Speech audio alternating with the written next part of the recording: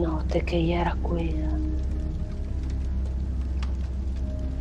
E chi la conta la sente ancora in degli ossi, e il freddo di quei dì tra la fine di ottobre e novembre, quando le anime tornano su sta terra. Antonio, il pastore, era un fiol testardo, pien di sé, e all'idea dei vecchi del paese che ogni sera dei morti si seria in casa pregando e pizzando le candele, tutta superstizione, diceva. E via con le sue bestie su per i monti, sfidando l'oscurità che calava tra i faggi e i pini.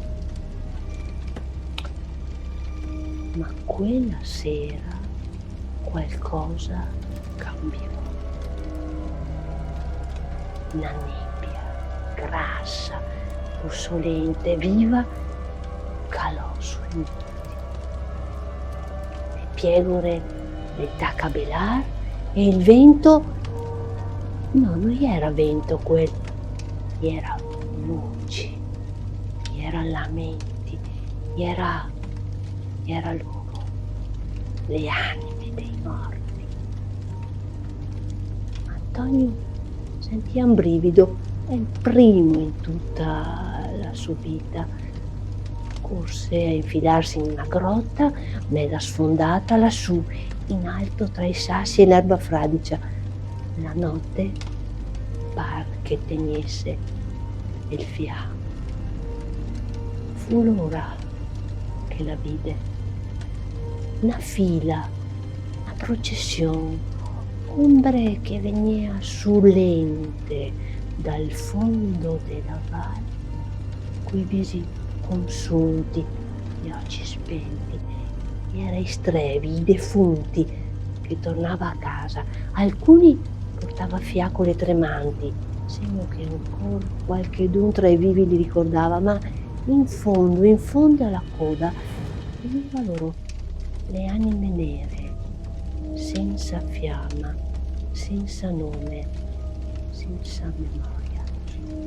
Antonio trattenne il fiato e per quelle facce grise la vide.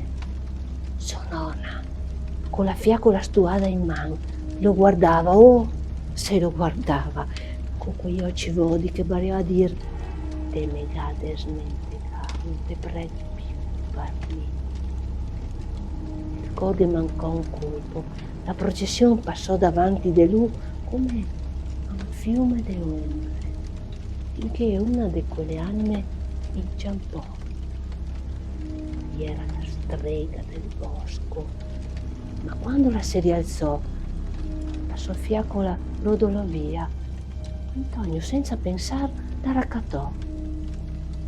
E allora l'anima si voltò. Non era una strega, era un demonio, e i suoi occhi rossi come braccia vivi, famati. Antonio scappò, corse via con la fiacola in mano, sentendo il flagello del demonio inseguirlo, sentendo le voci, le urla e il pianto dell'inferno stesso. Ma la fiamma, quella maledetta fiamma, non si stuava, bruciava, fredda, ma viva. Capì che non era una fiacola, era un toc dell'anima, del demonio, ed essi era legata a lui per sempre. Al mattino si svegliò a casa, non sapeva come, ma da quel dì non fu più lo stesso. Ogni anno, nella notte dei morti, sente bussare il vento, sente chiamarlo, le anime nere lo cerca e la fiamma che gli ha in petto la brucia, non si consuma, finché non troverà l'anima a cui le appartiene, non troverà pace. E se stanotte un'altra ti capita di camminare da solo tra i sentieri delle montagne e te vedi nel scuro una fiamma che non si spegne mai. Non la toccare. Asa che resti dove che la è. Perché, come diceva i vecchi, non sempre è il lume che brilla nella notte piena di cielo.